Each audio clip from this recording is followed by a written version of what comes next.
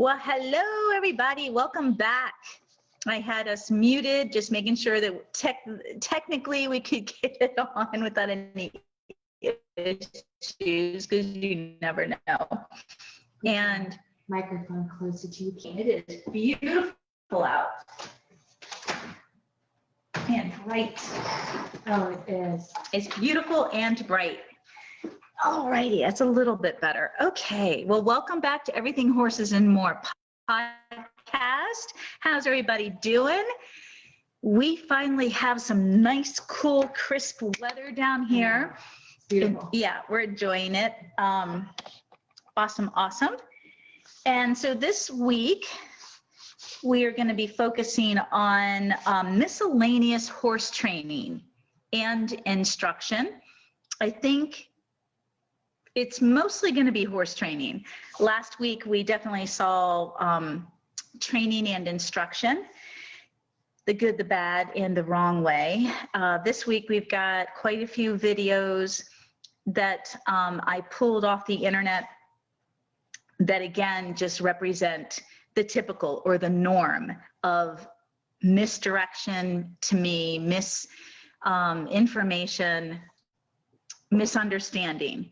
And so I just want to, share that with you all, obviously with the video screen share, and talk about it. And the whole purpose is educational, though. It's really to train your eye. Like, I'm sure all of you that are here, you are followers of my work.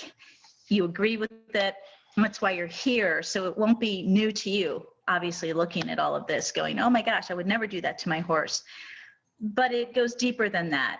You know, I'm not here to just criticize the other way that I don't agree with. I'm here to educate. What are we looking at? And so often, even in our good intentions, we can end up going in the direction that I'm going to show you, or we end up taking lessons or instruction from somebody, and we don't want to. And it can happen if you're not paying attention to your horse, not paying attention, not being mindful and aware and attuned. It can happen. So awesome. And of course, Sabrina, my lovely co-host, is here to take questions. Absolutely. So today and tomorrow, we're going to be talking about miscellaneous horse training, the good, the bad, and the wrong way. And today we're going to be specifically talking about principles of training. And then we're going to also talk about, and we just did a video that's going to be released this Friday about problem horses. Of course, there's no problem horses with problems, but we're going to call it problem horses, turning problems into positive experiences. So we're going to talk a little bit about that today as we segue into our videos, because all of the videos that I'm about to show you, all of them but one, all these horses have challenges, so to speak, or they're deemed problem horses. And the way in which this trainer goes about, or these trainers go about working with these horses, is wrong. It's just wrong. It shouldn't be this way. It doesn't have to be this way. I'm not saying that they're doing it on purpose, or they're, everybody's level of consciousness is unique to, their personal experiences and self-awareness. So there you go. Okay, so let's start out with the principles of training. I think this is so important. Oh my gosh. Why? So it goes back to my YouTube videos. Often, not often, I know I say this often, every so often I get criticized or ridiculed on YouTube for talking too much. And I don't talk to hear myself talk, you guys. I talk because there's so much information. There's either principles or concepts or theories, ideas, understanding, knowledge, information that I want to give to you as a foundation before you start doing what I'm about to show you. And this goes into any level of training or instruction, whether you're taking a lesson with someone or you are learning how to train or work with your horse. You need principles. you need information, education, knowledge before you start applying what you're learning, AKA practicing. It's really a big black hole that is missing in training, period. And you know, I think it might just keep getting worse because, you know, the way that our society is and technically our technical advances in society. And as I've mentioned before, and we all know, quick fixes, you know, we're multitasking more and more. We're more and more on the internet and, you know, trying to learn and solve problems. Everything's on YouTube now, which is a good thing. But be careful, especially with horse training, because there's nothing simple about developing and working with a horse. There's nothing simple about it.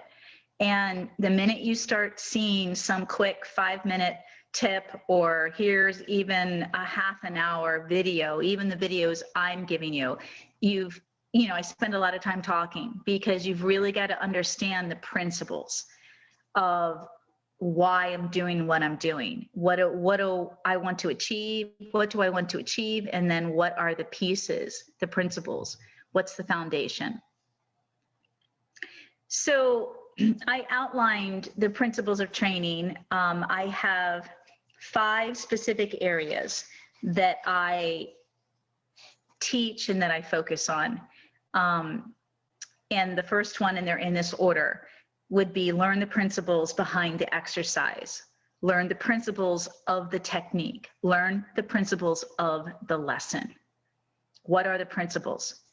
And so if you're new to horses or coming back into horses, or you're currently taking lessons, you know, is your instructor or the trainer that's working with your horse, are they talking to you about why they're doing what they're doing?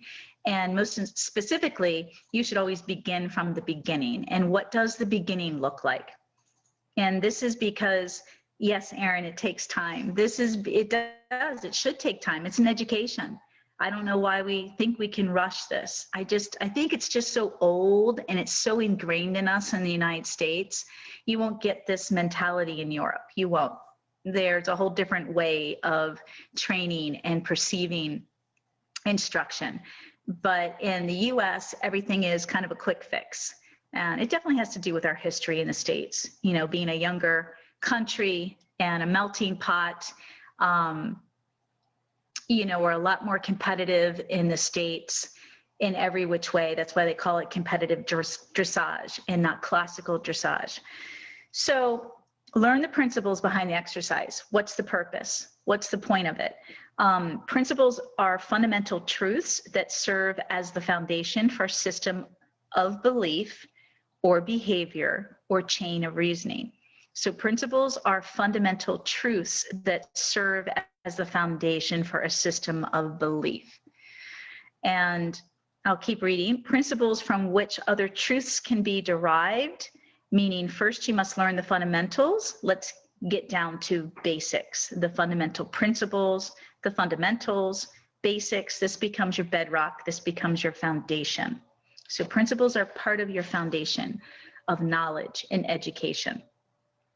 And again, this also goes back to training your eye. What are you looking at? You know, we can see something on YouTube, a whole group of us can, and each one of us can see it differently, the same video, see it differently because of mostly based upon our personal experience. If we have no experience with what we're seeing, there'll be less of an understanding. If we have more experience, we can connect the dots, so to speak. We have a much broader realm or sphere of information that we've gathered, right? That allows us to more quickly piece everything together. That's why I often say to my mastery membership students, if you are a professional trainer or working towards becoming one with horses, and you're working with tens upon tens, you know, hundreds and hundreds of horses, the mastery membership program is going to go a lot faster for you. And I say that not to, how do I want to put it, impede or diminish or overwhelm my students that don't want to be trainers, they just want to develop themselves and their personal horses. I say that so that you get a perspective, you know, that you're not supposed to learn this quickly, and you need to take your time and absorb and process and digest all of the information that's provided in the program. But if you have more experience, it's going to be easier. So training your eye is so important, and it's part of the principles. It's part of that foundation, and it needs to happen again before we start applying and practicing, so that we can look at what's good, what's not good, what's correct, what's not correct in everything, whether it's the horse's movement or whether it's the person, how they are interacting with the horse and connecting and having a conversation or not. So we need to be looking, visually training our eye to become more aware and attuned and observant. And that's all part of those principles. It's not just the mental, it's also training the eye. And this happens before we start practicing. So the second principle is train your eye. If you don't know what you're looking at or looking for, you won't understand how to use the building blocks or the parts to make the whole. So again, this goes back to taking a video on YouTube. And even if you've been around horses your whole life, like I was, before I came back to horses as a career choice, I realized very quickly, I thought I knew a lot. And I realized very quickly that I did not know very much. I really didn't. And I also was of the right attitude and mindset where I took on everything I could handle without overwhelming myself. But I took on as much education and information in 2 years. I set aside 2 years to study and develop. That was just the beginning though, right? That was just the beginning, but I knew that it was going to create a foundation for me of knowledge and experience to move forward. I would keep refining, I'd keep honing in on my craft, of course, and learning always, but I needed that foundation. Probably a good 4 years before I really felt confident enough in my ability to handle most of what came at me, not all of it, but most of it. And when I say confident, it wasn't that I lacked confidence. I think I was being really healthy and actually very healthy, and it was appropriate, that I wasn't going like, oh yeah, man, I just came back from 3 months of so-and-so, or I've been doing this for 2 years and oh yeah, I know everything. No, I didn't think that at all. But I felt at least in 2 years, I had a strong enough foundation that I could take on more and I could start working with people, not just with horses. And then the following 2 years, I gained a lot more experience, obviously, working with students and being able to articulate what I was doing in a way that they could learn as well. So training your eye is super important. Everybody wants to just jump in there and start working with the horse. And there's so much to understand about horses. So an example, a really good example of training your eye would be learning how to develop symmetry and balance in your horse's movement. Too often horses are free lunged or long line lunged without training the person's eye as to what correct movement looks like, or understanding the principles of how to go slow and build gradually. This means their horse is made to trot or canter before they are straight and balanced. And we saw a lot of that in last week's videos. We saw that with the horse and the rider.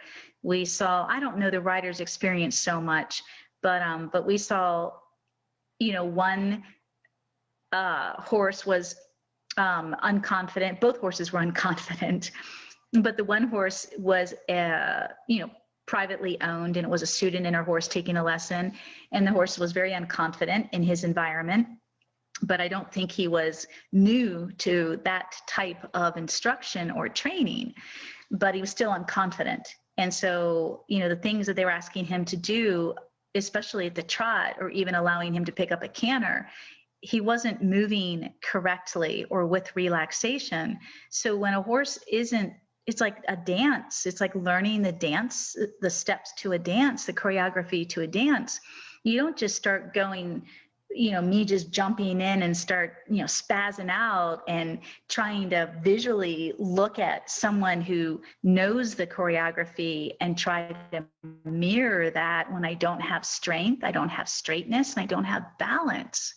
It's going to look horrible, and I'm not going to be able to last very long. And if my instructor is pushing me and I'm already taxed and maxed out in my stamina, then I'm going to start compromising in my body. And that's what happens to horses so often, is they're compromised, well, mentally, emotionally, and physically, but they just start getting exhausted and using the wrong muscles. And that's where you end up having issues. So, and that's where horses, the biggest issues is the horse becomes asymmetrical. So asymmetrical is obviously the opposite of symmetrical. And symmetrical means that if you're looking down at your horse, and I don't mean riding, I mean if you stand up on a mounting block and you look at your horse from as well as you can, from the base of their tailbone, their whole top line, all the way up to their poll, are they straight? How many horses, have you ever looked at your horse like that? I have. Your chiropractor, your equine chiropractor is, and so is your equine massage. But I've seen a lot of horses who are very crooked and uneven. And so uneven in their shoulders, uneven in their muscle development, and crooked. Most of the horses are this way because we've been riding them, training them, and riding them wrong. Look, guys, once you have a foundation, you're going to be golden. That's the whole thing. I'm not trying to put doom and gloom here that, oh my God, it's going to take forever and then I have to constantly maintain it. No, you don't. I say over and over and over again, in mental and muscle memory, especially the muscle memory in your horse will always move this way on their own. But you will get out of shape, just like I'm out of shape and my horses are out of shape. But it doesn't mean that every time they're walking, trotting, or cantering, that they aren't still collected and using their bodies, using their balance. They're just out of shape, just like me. So this is a big debunk right there, because so many trainers tell you constantly have to warm your horse up before you ride, or you constantly have to keep exercising your horse well into their 20s. No, you don't. You don't, and you shouldn't. All right, so 2 was train your eye. 3, so let's go back to principles of training. Learn the principles behind the exercise. What's the purpose and what are the parts? Learn the parts and the purpose first. Number 1. 2nd, study with your eye. Wrap your brain around what you're looking at, both the way the person is moving and the horse is moving. 3, learn the pieces, the parts of the whole. So the whole's the exercise or the lesson of the day. So what are the pieces that help you develop that end product, that end result? What are the pieces? What are the building blocks? 4, when things aren't going smoothly, well, easily, correctly, you've got to learn how to diagnose. That's why I asked my students to listen to today's podcast, because it's a nice reminder of the way the program is set up for them to learn this way. So now you're going to diagnose. So first of all, you wrapped your brain around the purpose of what you're learning. Let's just take one lesson. Those are the principles. Now you're training your eye by watching and tuning in. 3, you are learning the parts, the pieces. So you've got your building blocks. This is where you begin. This is your next step, and your next step. And then it happens to all of us. It's not going to work as well as you thought it would or should. And so you've got to learn how to diagnose, meaning identify the problem through examination of the building blocks or the parts. So you've got to diagnose, identify the problem. And if you don't know where the problem is, that's why you have building blocks. So you can go all the way back to square one and start over.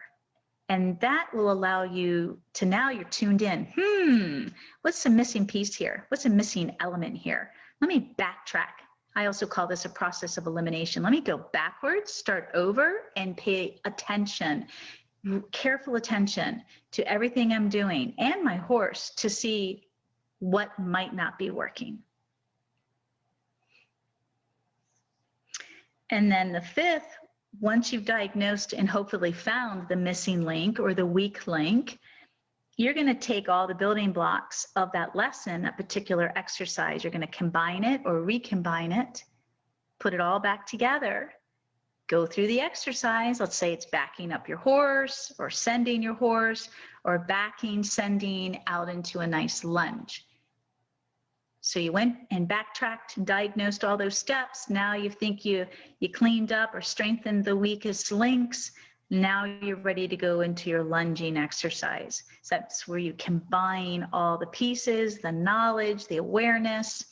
Now you're going to test it. So combine and test. This means you combine all the pieces and test how well or not they work together.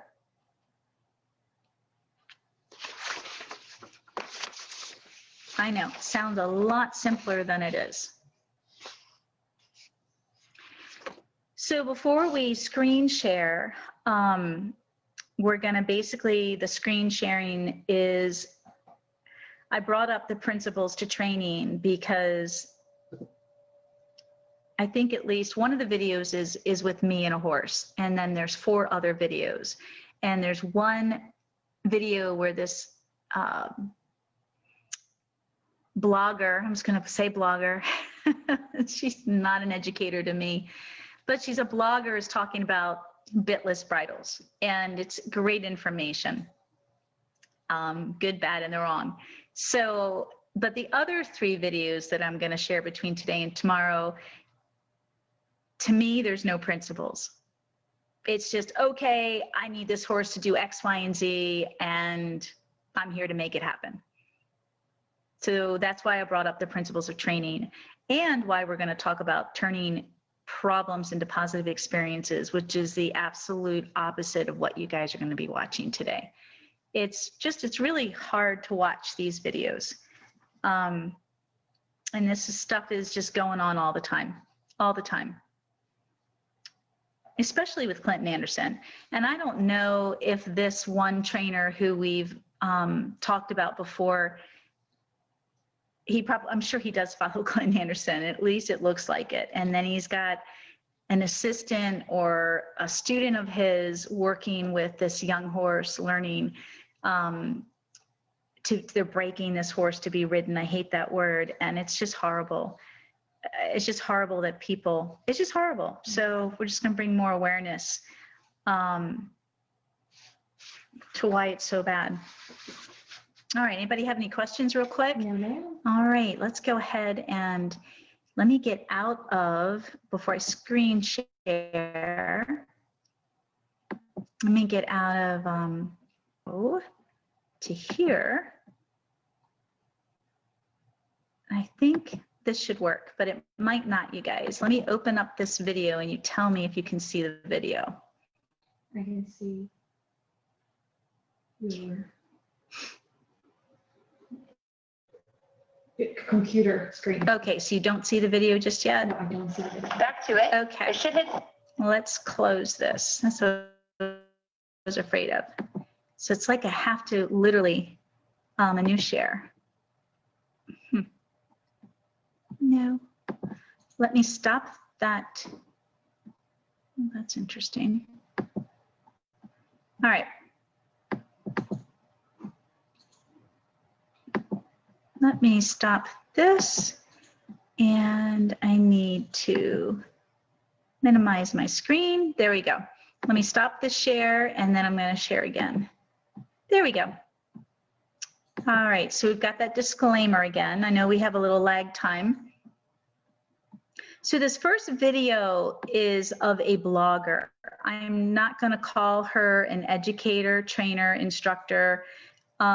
She's just somebody, one of my students found found this video and wanted me to talk about it. And so I checked it out, and I agree, because it's a lot of bad information, and she doesn't have a huge following. I'm not worried about how many people she's going to influence. It's not like that. But I'm bringing it up because this is the type of information that is out there. And I've heard this before from other students who were misled and misinformed and miseducated.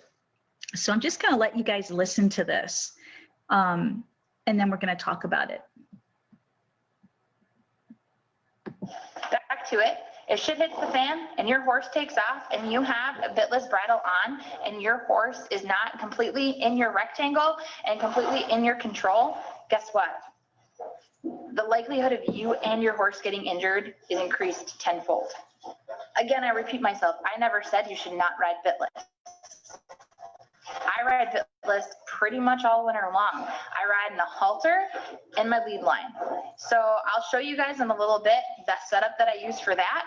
All of that being said, the next topic, proper collection. If your horse does not know proper collection, and if you do not know what proper collection is, there is absolutely 100% no reason that your horse should be in a bitless bridle. Here's why. In the bitless bridles that they sell. So I'm going to interrupt you. You guys know me. First of all, this little blogger. This episode's about several things: bitless to collection. And she'll even admit that she does not have a lot of experience, but she has a responsibility. Anytime you become a blogger, and I'm a blogger too, every time you become a blogger, you have a responsibility to your audience, because what you put out there, somebody's going to believe it is the truth. And it's just really scary to me, because I've heard this kind of talk from more than one person, many, many, many. And so just listen, because especially when she shows you what her tack is for the bitless bridle, I'm going to stop and disagree with a lot of this stuff. But this is really interesting. Let me back it up just a little bit. If you do not know what proper collection is, there is absolutely 100% no reason that your horse should be in a bitless bridle. Here's why. In the bitless bridles that they sell, the pressure is put across the noseband, right? So if you think, and it's actually down lower than where a traditional noseband on, say, like an English bridle sits. So that's false. First of all, she's completely wrong. You can develop a horse's collection without a bit. And as I've mentioned before, the history of the bit was for one purpose, you guys, in the very beginning. It was to break the resistance within a horse's top line, specifically their poll and their withers or shoulder area. That was the purpose of the bit, to open up, break the resistance. So in the upper levels, not everybody does it this way because they don't train correctly. But when you have a truly balanced and collected horse, they will lose their balance once in a while. And when they do, what do? They stretch out their head and they tighten up their poll and their shoulders. If I do this and you do this, and you can feel it right where the base of your brain is, that would be the poll area on the horse, as well as your shoulders. And so if you go to slip, what do? If you lose your balance, how do you tighten up? Well, when the horse tightens, the bit was to help them release that tension and rebalance. But you got to do a lot more. You got to get them to gather up their hind end again. So she's talking, first, she's wrong by saying that you cannot use a bitless bridle to develop collection. Second thing she's wrong about is the way bitless bridles fit. Every bitless bridle I've ever used, and I've used many, except Dr. Cook's, where you have the slide. Was talking about it yesterday. Mm-hmm. The draw reins, not draw reins. The where I know it comes underneath. Side pulls. something like that. Yeah, you have That is the only bitless, Dr. Cook, who's made millions off of his apparatus, that is the only bitless bridle that has bothered most of the horses because it doesn't release. It still has tension underneath of the jaw. Other than that, everything else fits big and loose over the nose. And especially if you ride in a Boselle or a hackamore, like the simple soft rope halters that I use and train with, and then I tie the lead rope underneath. So the pressure is underneath the chin. That's not because when I use my reins, contact, it pulls on the nose, it actually pulls on the pole. So when you have the strongest point of pressure underneath the chin, what's happening is it's pulling on the pole. It's not pulling on the nose. Versus if you have a bitless headstall bridle, like I do for Zor, when it's beautifully handmade and soft leather, I have the reins are attached to the sides, so you have your lateral flexion. So therefore, it is pulling on his nose. So when your reins are on the sides of your bitless, it's lateral. Therefore, the strongest pressure or the most contact will be on the nose. When your reins are tied underneath the chin, the vertical, the strongest pressure or point of contact is at the pole. And so I always develop horses on the vertical like a Boselle, where the pressure's under the chin, where we are focusing on the pole area. And then we graduate to something like what Zor wears, or we don't. It doesn't really matter. So she's definitely got her facts wrong. And I'm choosing this video because she talks about a lot of things, again, that a lot of people misunderstand, and it'll give me an opportunity to clear this up. So let's just listen to this nonsense. But it's out there, you guys, and it creates a lot of confusion. So just remember, whenever I'm explaining something, I always have science, experience, not opinion. I sound opinionated because I know what I'm talking about. And also a lot of facts. Look at the common sense behind all of this. Just look at when you're pulling here, you're pulling here. When you're here, you're pulling here. Okay, question? Joanne, so are bits necessary at the higher levels of riding? And what exactly do you mean when you say breaking the resistance? And is that out of force or necessity? Great questions, Joanne. So bits are not needed for the higher levels. But remember, the whole history of the bit was when you were competing and your horse lost their balance, which can happen, you guys. If you're not in sync and harmony during a show or competition, the bit was there to rebalance the horse. You can only rebalance the horse when you break the resistance in the top line. So just follow me on this. I explained earlier that if you slip on ice or a horse loses their balance, these kind of be the same. And if you've ever ridden a horse that's lost their balance, you'll understand. If you pay attention to the way it feels in your body, it's the same. So the same is when a human slips on ice and when a horse loses their balance, it feels the same. What happens when you slip on ice? You go, whoop! What do? You tighten up through the shoulder all the way up through the top of the head. Specifically, I mean, your hands go up, everything, right?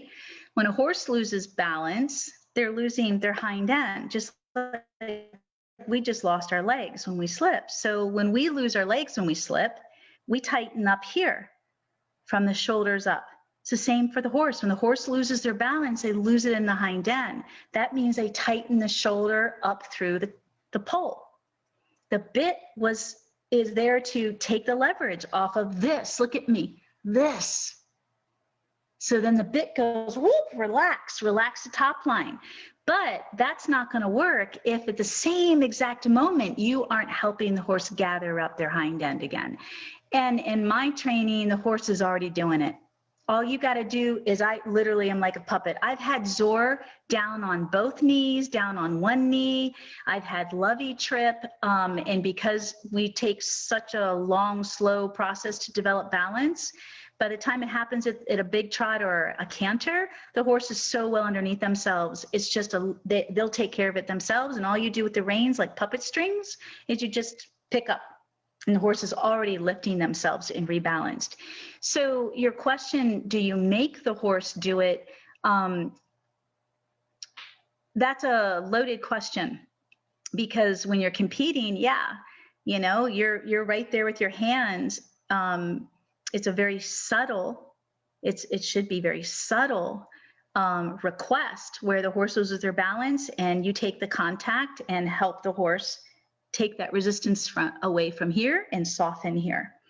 But to do it correctly, you've got to be using that hind end. I've seen it done predominantly, wrong, like 99% of the time, where people are just yanking on their mouths and inflicting pain.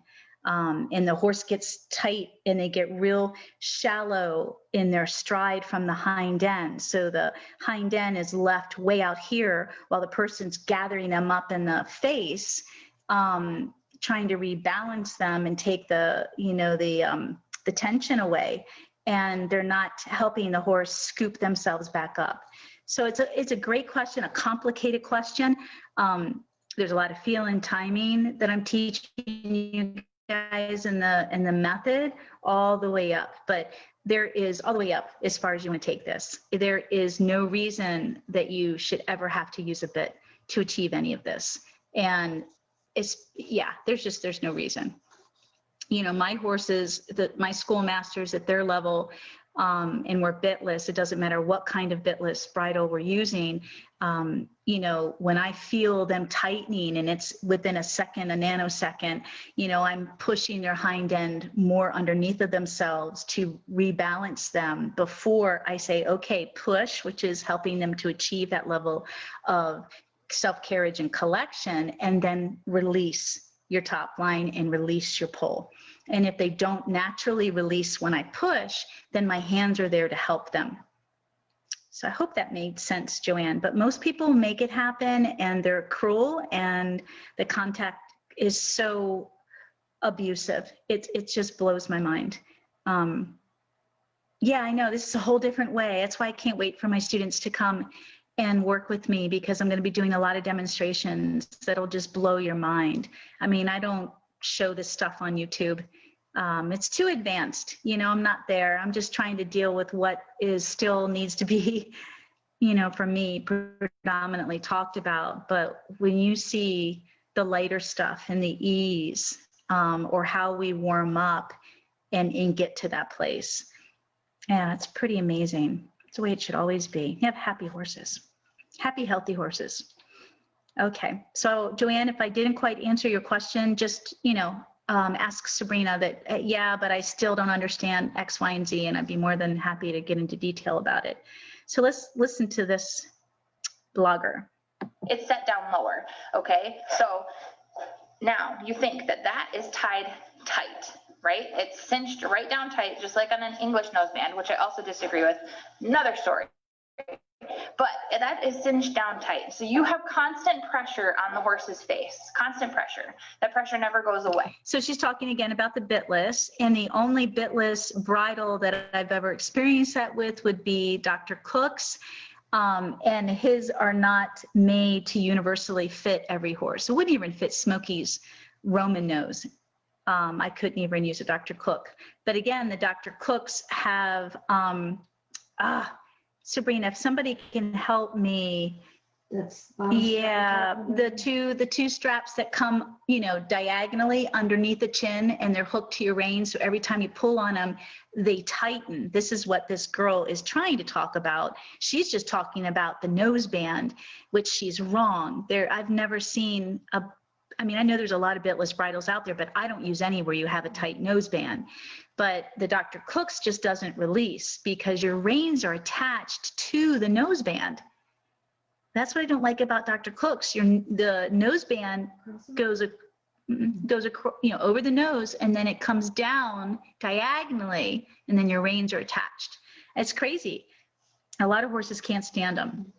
Chin strap. No, it's on a chin strap. You can even get the halters made like this to hook your reins to. Side pulls, I can't think. I don't use them that much. So if somebody knows what I'm talking about, please help me out here. I was saying it the other day and now it's So where's the escaped me. horse's release? Where's the horse's reward? Well, it's in your hands, but no, it's not. Because if you release and that bitless bridle is still cinched down tight, there's no release for the horse. There's a release for your arms, but that doesn't help the horse at all. Next, we've got the constant pressure for the horse. What do you think the horse is going to do? So what typically horses do, they want to find a release and pressure, so they search. They're going to put their nose sideways. They're going to put their nose the other way. They're going to put their nose down way too far. They're going to lift their nose way too high. What's going to end up happening? They tip their nose. So this is how a horse should ride. If this is my horse's head, and this is the top of the horse's poll, this is the horse's nose, should be up and down. With a bitless bridle. That's what they call vertical, when your horse is on the vertical. That means that from the forehead down to the nose, it's straight, a vertical line. And that's very important. That's also, being on the vertical is the same as being on the bit. And it's extremely important to dressage riding and all the levels. But unfortunately, they force that. Meaning a horse that naturally comes on the bit or naturally comes on the vertical is a horse that has a relaxed top line because they're using their hind end appropriately. Their hind end becomes the carrier of the weight and also balances the horse. So they're sitting back on their haunches. When they sit back on their haunches and all of their movement and relax their top line, then they naturally drop their poll and relax. And that vertical is very easy. So this is just good education. Yes, do you have a question? Joanne is asking, is it the refinement that I've heard of? What is the refinement? Oh, that's what she asked. Is it the refinement that I've heard of? I'm not sure, Joanne, what you mean by, is it the refinement that you've heard of? In what context? To breaking at the pole? I'm not sure. And then Carla had a question too. Yes, what, Carla? What bitless bridles do you recommend? I know each horse is different. Yes, that's a good point. So I can't tell you exactly off the top of my head. I do have a list. So if you email me, I'd be more than happy to send you the list. I think I have 5. But to me, just the nice marine grade soft rope halters and lead ropes are perfect. Of course, you're down here underneath the chin. Zor's is handmade and handmade from a lady in Ireland. It's very expensive. And she does a Celtic, there's a whole symbolism all over his brow band and his nose band. It's really beautiful. If you want to spend the money and have something done really very intimate and have a lot of symbolism, but they all vary. I just don't like, again, the Dr. Cooks. Most horses I've worked with and their owners have brought those to me. And Zor had 3 different styles of bridles. They were not Dr. Cooks, but they did not release. And so Zor was snatching constantly because they wouldn't release. And even when he got his new, it's not new anymore, his leather bitless bridle years ago, he would snatch. It took him well over 6 months, even on a light contact with me in a loose rein, because he was just, triggered. He's like, every time I felt any kind of pressure around his nose, unlike the halter, he didn't really respond that way with the halter, but with the leather he did. He would, he'd start to snatch. Like, I'm going to take that contact away from you before you force me into it. Joanne asked that the bits for higher levels. No, Joanne, people train with bits. They train 2-year-olds with bits. So bits are used immediately with horses. So let me answer that. In some of my earlier discussions in previous podcasts and YouTube videos, I think the Spanish School of Riding does the best job because, not that they explain any of this, but they take 8 years to develop the horses to the upper levels. The upper levels are called high school levels, where the horses are doing the leaps in air, the levant, the piaffe. They're doing everything.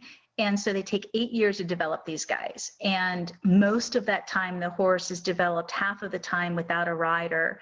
Then when they can do all the movements without a rider, the rider's introduced to the movement. Again, with no bit though, he's lunged for a couple of years. And so by the last 2 years of the horse's training within this 8-year period, the rider is now on the horse in a saddle and in a bit. And so yes, at that level, the bit is for refinement only and only used to rebalance the horse. And so when you look at the Spanish School of Riding, you'll see horses that are bred, naturally bred to be in a collected carriage all the time, which means their shoulder angles higher, they sit back more on their haunches, and they have shorter, thicker necks. So you see a lot more with that breed. It's an Iberian breed specifically, or Andalusian. When you see the Andalusian or Lipizan, you see that they have a lot more slack in the rein. And so it's just a natural headset for that horse and a natural conformation. But it is nice to see that they have slack in the rein when these horses look so collected naturally. It is really nice to see. You rarely see that. That's why I always bring up the Spanish School of Riding, because you just rarely see that in the upper levels and in competition. You see so much contact or roll cur. The horse is way behind the vertical, which is extremely damaging to the esophagus and the muscles up here and the hocks. It travels all the way through the body, but you don't need that. You don't need that. And, when I get back in, we get our arena finished and we cool down, we will start filming me developing my guys in these upper level movements. And it'll blow your mind. And there's some other, not very many, less than my hand, can I count, trainers from all over the world, mostly Europe, who are developing their horses this way with no bits. So it can be done. You don't need a bit. The bit, the whole history was the bit was to rebalance the horse, and then it became a means of submission. And so that's unfortunate. All right, anything else? Yes. Okay. Karen, the old masters used the cavesson for the first years of training. What are your thoughts on the use of the cavesson? Cavesson. I hate the cavesson. Thank you for that, Karen. My last instructor, that was one of the reasons why I quit. So I took Sundance over there years ago, and he put his personally designed cavesson on her, and he frickin' put it so tight, she started to rear up. Wow. I was mortified. Here you are. I come over to ride my horse and do a lesson, and he's like, "You want to try my cavesson?" And I'm like, "Sure." I'd never seen him work with. I had no idea. Wow. Take the bridle off, puts a cavesson on, and as soon as he attaches it, it's like immediately Sundance starts backing up, and she can't get rid of it. So she starts to rear. If it wasn't obviously for me being there and talking to her and going, "Baby girl, it's okay," grounding her, she trusted me. The fear in that mare, her beautiful coal black eyes were saucers. She was so in shock. I was about ready to throw up and cry, of course, but I had to ground my horse so I could get the fucking thing off of her face. And I'm like, "Why would you do that?" "Well, she didn't give me a chance to adjust." I said, "Bruno, you should have never put it on her that tight." I mean, what happened to the 2-finger roll under a noseband? I think he did it on purpose. I really do. I mean, That's awful. Yeah, no, that was the last time I brought her there. And I came back, I think 2 months later for a lesson, and I quit. It's just horrible. Yeah, I did a lot of apologizing to my mare. Horses are very forgiving, but she did look at me like, what the hell did you just let him do? Wow. That's awesome. And he didn't even think twice about it. That's obviously, so yeah, like anything in life, It's how you use it, right? It's the approach that you take. But I'm here to say, I don't care how light your hands are, there is no reason for a bit. There's absolutely no reason to have a bit in that damn horse's mouth. I mean, that stuff just has to be done away with. I just think I'm sorry. There is no reason. And every horse can get retrained you can totally, and I teach that in the mastery program, totally, especially all the in-hand work we do. I mean, you can totally change the way the horse feels about contact. If it's been a negative experience and claustrophobic and submissive, you can change all of that. And if you develop the horse properly, so they're using their hind end, then you got their mind and their heart. Why do you need a bit? So yeah, the cavesson, no, and they'll use the cavesson obviously for lunging, and then they end up hooking the lead, the lunge line, depending on the horse, wherever they think the balance is or not. That piece of equipment doesn't teach the horse balance. That piece of equipment doesn't teach the horse balance. The hind end teaches balance, develops balance. Why?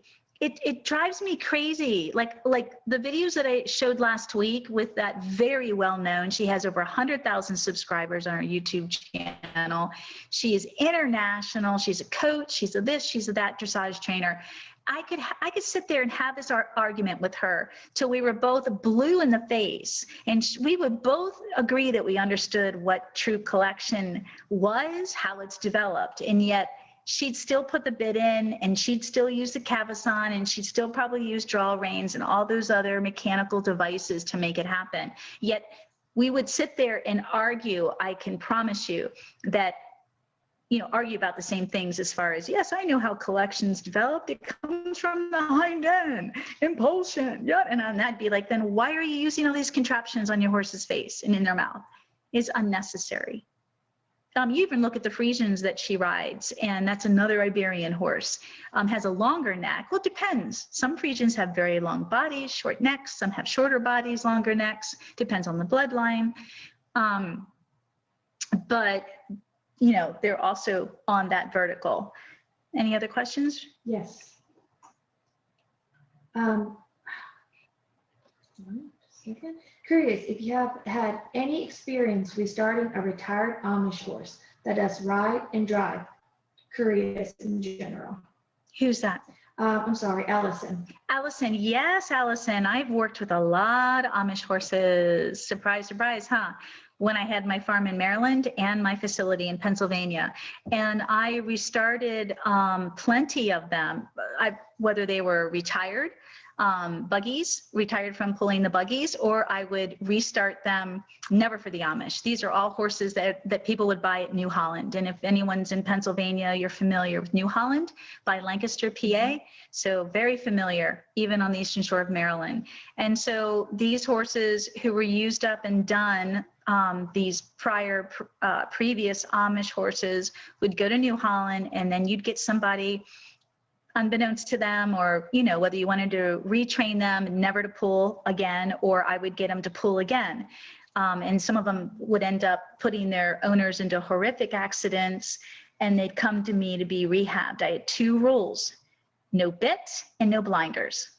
Every horse I've ever trained to pull, yes, I do drive, I know how to drive. Every horse I've ever trained, no bit and no blinders. So that's a really interesting point, blinders. Have you guys ever thought about why horses wear blinders? It's so they can't see what's behind them. Why would you have a horse pull something if it's afraid of what it's pulling? First of all, and then put blinders on them thinking, well, if you can't see it, you won't be afraid of it. That's why all these accidents happen. So Allison, I don't know if that answered your question, but yes, I've worked with plenty of retired Amish horses. It's really horrific, from draft to standard bred to thoroughbred to ponies to halflingers, especially. It is, and a lot of them are so abused. I mean, they are treated like a means of transportation only. They are not a family member. They don't give a shit when they get hurt or too much to feed. They just get rid of them. So that's a whole nother conversation. Horrifying. There's really very little I have not experienced, to be honest. There's very little. I've made it my life's mission to experience, and not just once, you know, enough so that I really understood what was going on. I'm pretty burnt out. I've said that before. It's why I don't do horses and training anymore. I'm done. I'm so done. And so are my hands. And so are my shoulders. All right. Any more questions before I move on? No, ma'am. All right. Let's see if we can get through this. Horses tend to avoid the pressure by tipping their nose out, which then makes them fall heavy on the forehand. Well, that's true. Again, if you don't know, that's a bad thing. Like, your horse should not be heavy on the front end.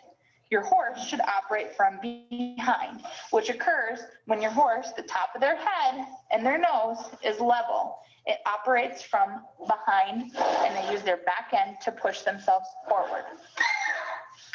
She doesn't do a very good job explaining all of that. That's the problem.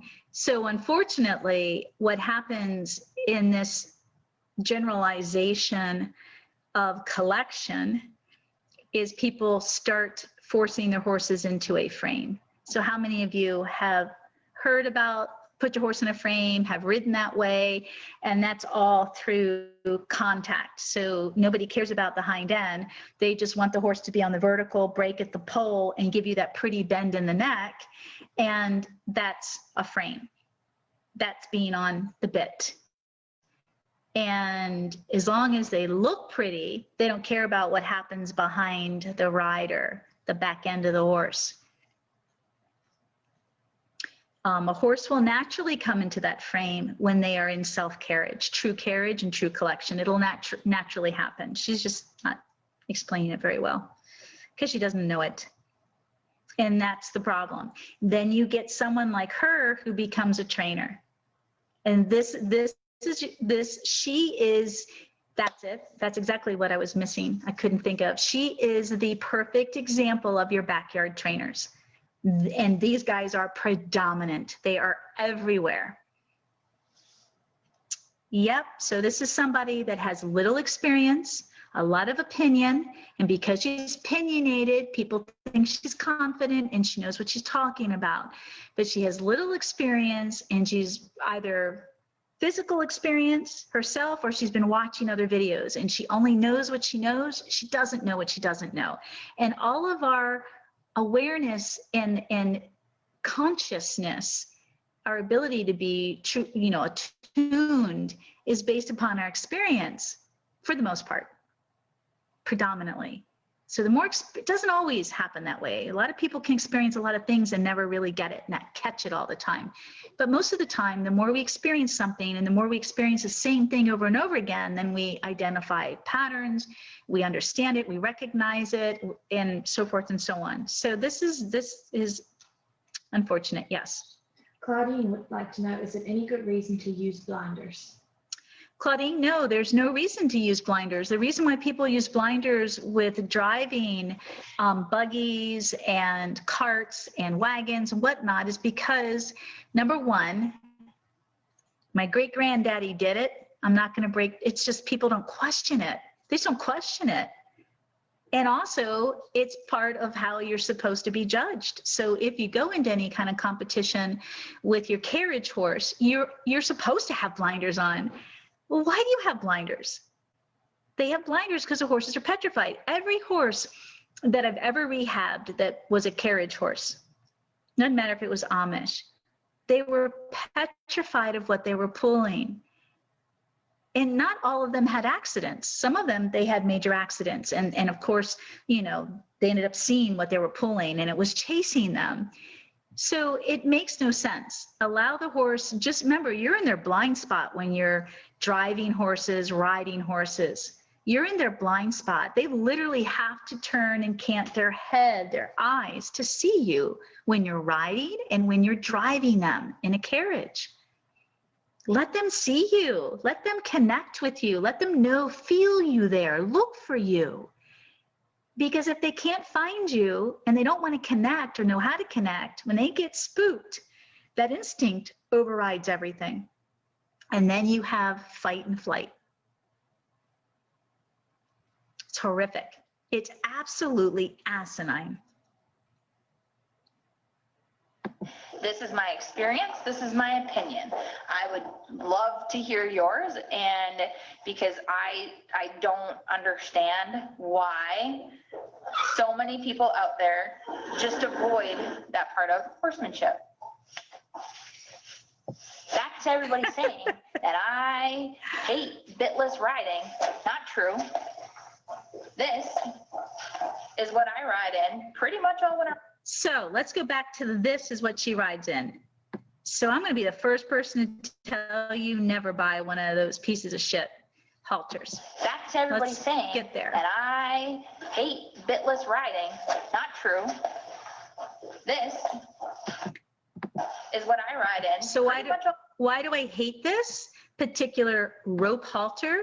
Let's talk about this, because this is what everybody ends up buying because you're cheap and uneducated. Okay, I don't even know where to begin. You'd have to see this on a horse. Any type of rope halter that you buy from any of your shops, local shops, whether it's your feed store, your tack store, doesn't matter. None of them sell the marine quality rope halters. Stacy Westfall does, but then she's got this double braided crap along the nose, which is really rough on the horse. Other than that, nobody sells the nice, soft marine quality. They're soft and they're light and they're form-fitting. When I say form-fitting, I don't mean tight. I mean they lay on the horse nicely. You put this piece of crap on a horse and it's all over them. It's stiff, it's bulky, it's big, it's cumbersome. And the minute your horse pulls away from you and it ends up sliding half over their face, which ends up getting in their eyeballs. So it's a clumsy piece of material. Clinton Andersons are horrible. You have a rope halter made out of really hard nylon with tons of double knots. So his is there to hurt the horse, and it's stiff. So you might have a thinner rope halter with Clinton Andersons, but it's hard, it's stiff, it has tons of knots to hurt the horse, and it will rub them raw. And then you get this big clumsy piece that can fall off their face, you know, moves all over their face. It's impossible to have good contact, not just with your hands, but just with the horse, for them to feel appropriately where the pressure is coming from when you apply it with a big apparatus like this. And something else I want to talk about, and I may not explain this correctly, so I'll do my best visually. If you take one finger and press down on your hand,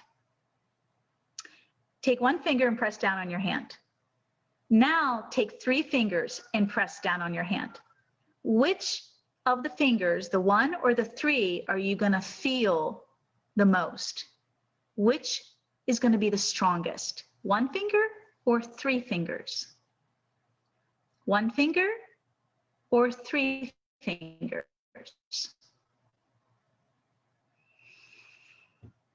I can't wait to hear what they say. Don't tell me. I'm not. Okay. So 1 finger represents one type of halter, and 3 fingers represents the rest. Bitless, everything else.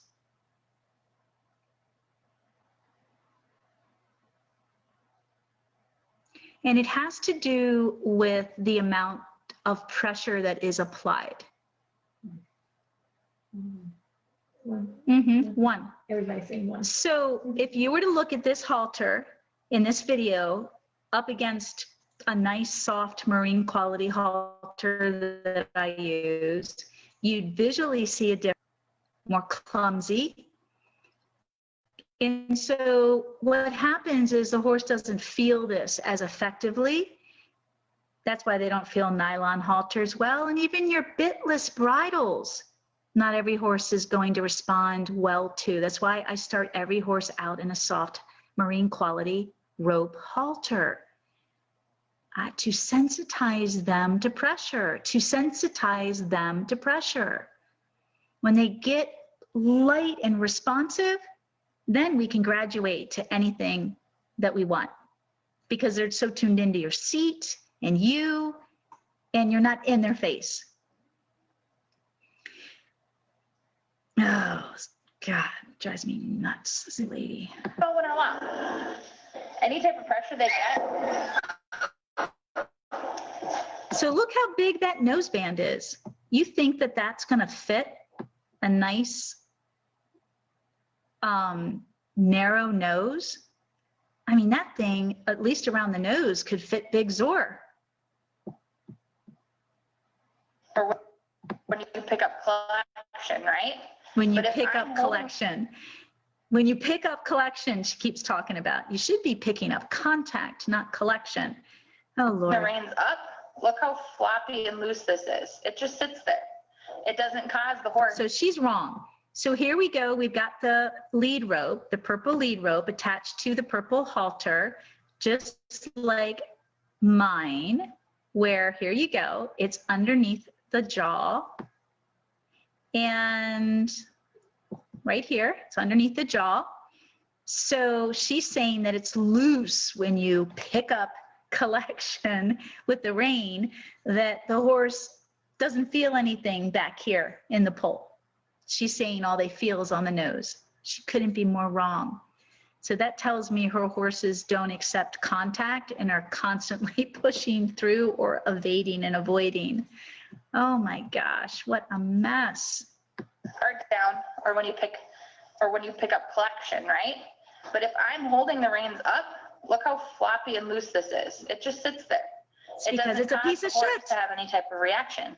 If you pull on it, or if you, like I said, ask for collection, it gives it a slight downward, which will then, so say my elbow is the horse's nose, you pick up on the reins, the horse feels that pressure and puts their nose down. There's your proper collection.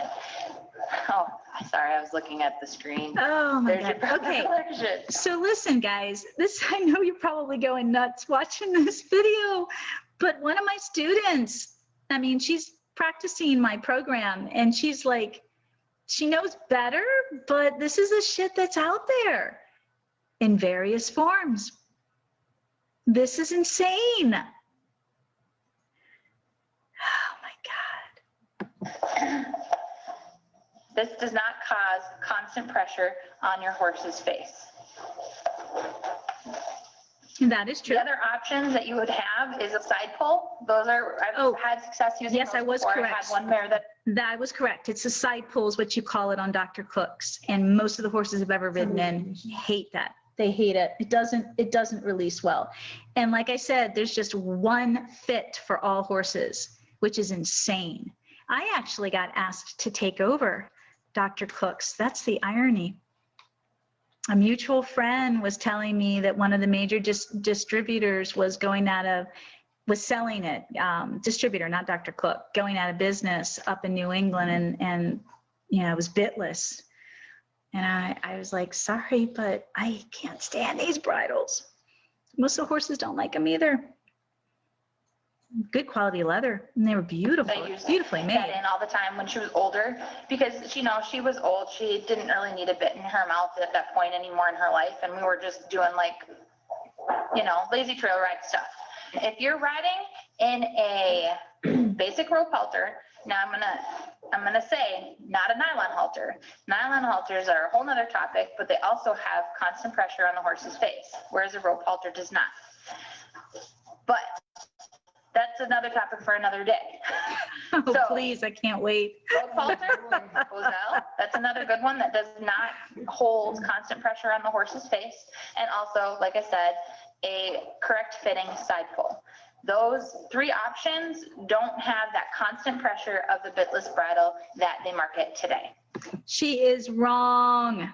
So listen, whatever bitless bridle you look at on the internet, and there's a lot more today than when I made my video 6 years ago with Lovey, you just want to make sure that the noseband is loose.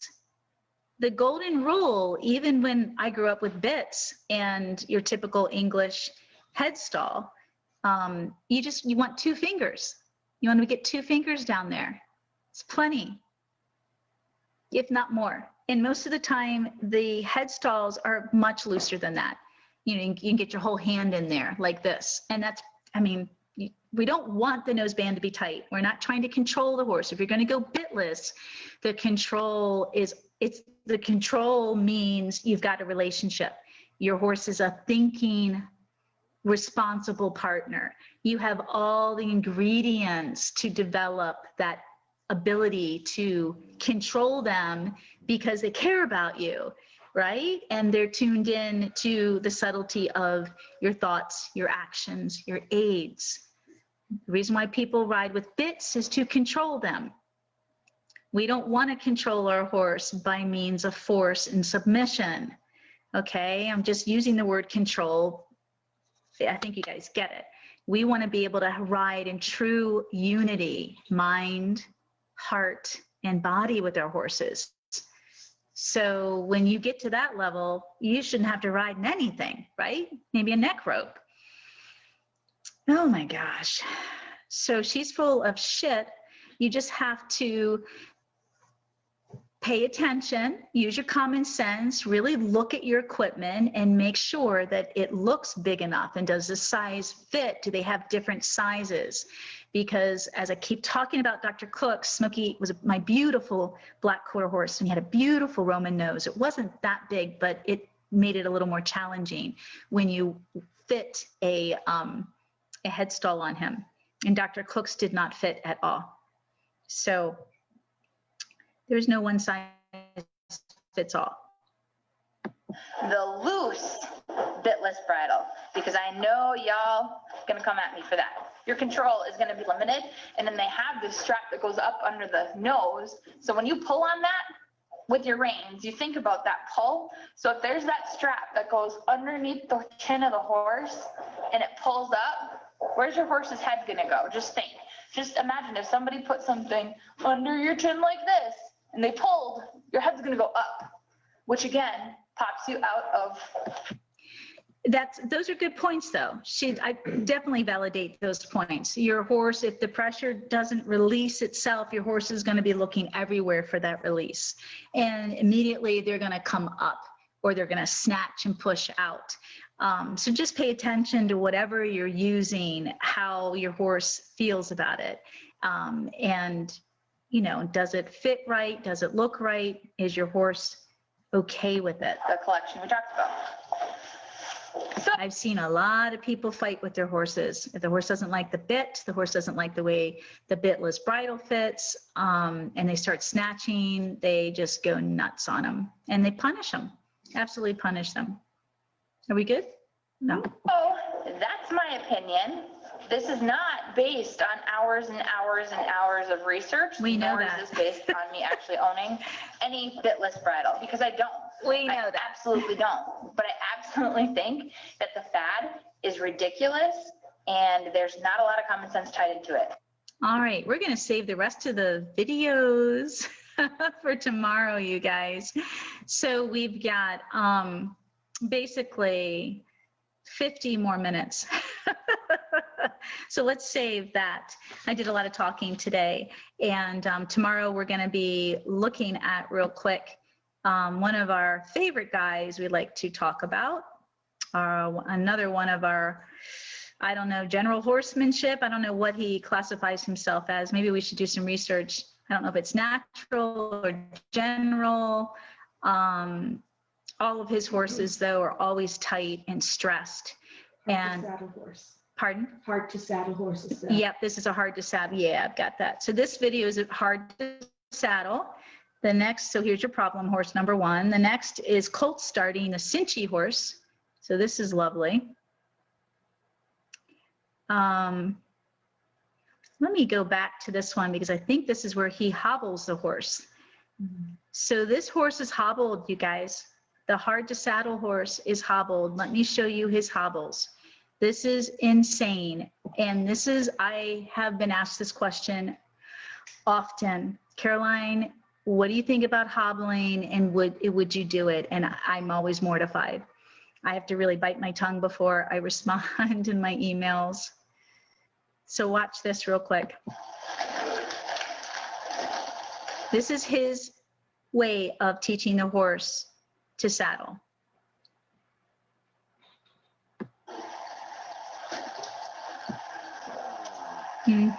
So listen, this isn't so different than some of our great masters in horsemanship who will lasso the hind leg of a horse like this. I've seen it and I saw it.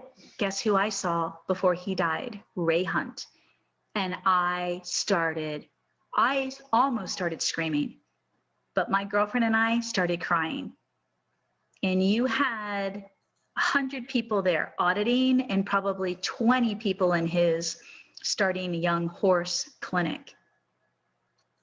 From dressage to reiners. And some of the shit I saw from our Mr. Ray Hunt just mortified me. So it was a mule and started bucking when the cowboy put the saddle on, and the cowboy was following Pirelli. You could tell with the rope halter and the way he was dressed. There were a couple of them there. And he even asked him, and they were wannabes. I don't know if they were becoming certified or not. And we were just auditing, my girlfriend and I. I was thinking about bringing Sundance to this clinic. I'm so glad I listened to myself. There's many times I thought about doing a lot of things, and I never hired anyone to work with my horses. So we're watching, and this mule starts humping, crow hopping and bucking with the saddle and kind of like a domino effect, because he's got like 20 people in a round pen trying to saddle their young horses. So he knocks into a couple of horses, ends up breaking this one lady's finger. She didn't care. She went to the emergency room and came back and finished the clinic. I mean, they were diehard Ray Hunt enthusiasts. So he was going to show us, spend the rest of the whatever time he had, take his horse in there, lasso the hind end of this mule, and then flag it. And so he used his horse in the Western saddle, obviously, to put the tension in the rope. And what was the whole purpose of it, guys? Whole purpose, just like this stupid shit right here, is to teach the horse to submit. Teach the horse to give the pressure. Well, guess what? Guess what, guys? I'm gonna make you get sick to your stomach. He did this. He was real quiet about it. He's old. He's got an oxygen mask attached to him while he's on his horse. So I think he passed away 2 years later. So he ain't doing much work.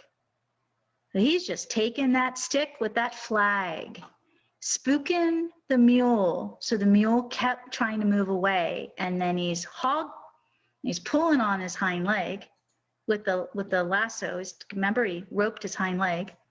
He's just got his horse standing there. He does this long enough that the mule is 3 frickin' legged. He's dragging his hind leg as the cowboy brings him out of the round pen, because he ain't done with them. So this went on probably for half an hour. We walked away, my girlfriend and I. We so wanted to start a revolution. Sick to our stomachs, mortified. Everybody just thought it was the best. They were cheering him on. Yep, this is Ray Hunt. Takes a mule, they drag the mule over basically to the arena and tie him. This is called snubbing. Tie him to a telephone pole, no lie. And Ray goes back to the mule. Now he's tied to the telephone pole in a rope halter. You cannot break a rope halter. He did have a carabiner on the rope halter. Carabiners break. So he's almost snubbed. Snubby means you tie him totally to the pole. He's not quite snubbed yet. He's 3-legged though. He does it to prove a point. Yeah, he ain't gonna move anymore. Go ahead and put that saddle on him. It's because he's on 3 legs now. He's completely emotionally exhausted. I mean, it was mortifying. Absolutely mortifying. So, this is no different than all the other guys out there that rope these horses, hind legs. The only difference to a point. It doesn't mean this horse isn't going to get burns and lacerations. If he pulls too hard and struggles too much, that rope is going to burn through his flesh into his tendons and ruin him. I've seen those marks on plenty of horse. Yep. Oh yeah, young ones too, not even a year old. So I have a headache. I mean, this stuff just stresses me out so much. So we're going to look at this shit tomorrow. And then we're going to go through and see the Colt starting Cinchy horse. This will be lovely too. And then we're going to see him work, if I'm correct, I think it's with one of his students who's going to do Colt starting with a Cinchy bucking horse. Here we go. This is lovely. Let the screen and everything catch up. So wait till you see this guy handle this. And then we're going to go to we're going to end with my video with Moon. I think we took this 5 years ago in my obstacle course at the old place, helping Moon. You're just going to see my approach. Because basically, if I had a hard to saddle horse or a Cinchy horse or a bucking horse, the approach I have with Moon in my video would be the same approach I'd be taking with these horses. It's not about the saddle. It's about developing trust and confidence. And an obstacle course is a great way to help, but it's not where you start. And I say that in the video. It's not where you start. Moon was in, I think, a 90-day restarting program with me. It was a former reining horse. Yeah, Western Pleasure, reining, can't remember exactly. He was completely done, fried, checked out. A really tough case, a really sweet horse, and a definite passive personality as an Arabian, but really totally fried. So when he came to me, he was very unconfident and scared of everything. And so we didn't start at the obstacle course. Not at all, but it is a good way. Any questions before? No, ma'am. All right, everyone, we will take a look at all this. And again, we're training your eyes. So when you get to my video, you're going to see a complete opposite approach. And we're always looking for relaxation and curiosity and connection and reading the horse and figuring out where you need to be to help that horse feel better about the situation. Where do you need to be to help the horse feel better?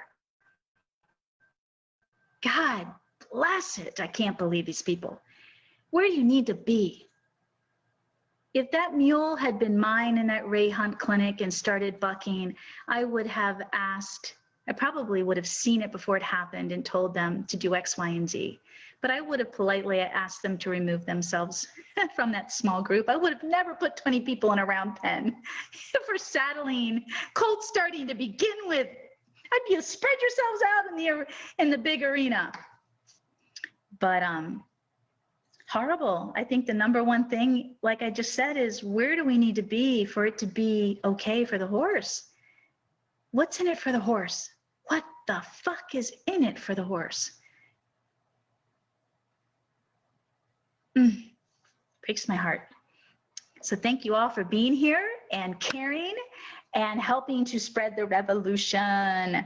So not that we want to beat anybody up on YouTube or on their social media platforms, but we can always respectfully ask questions and offer a different way.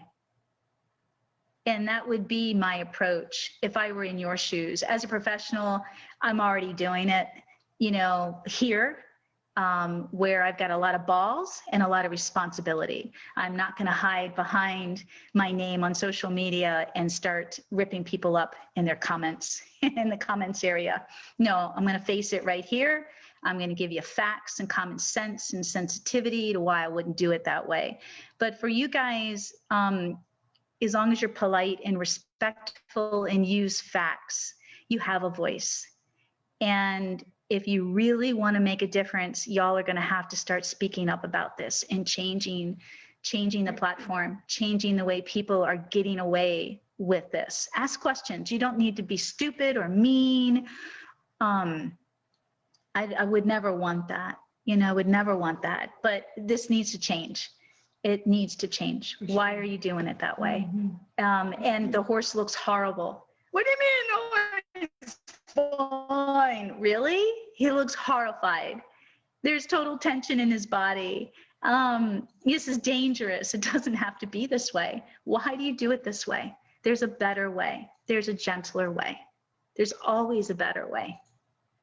All right. God bless y'all. See you tomorrow. Bye, guys. Bye-bye.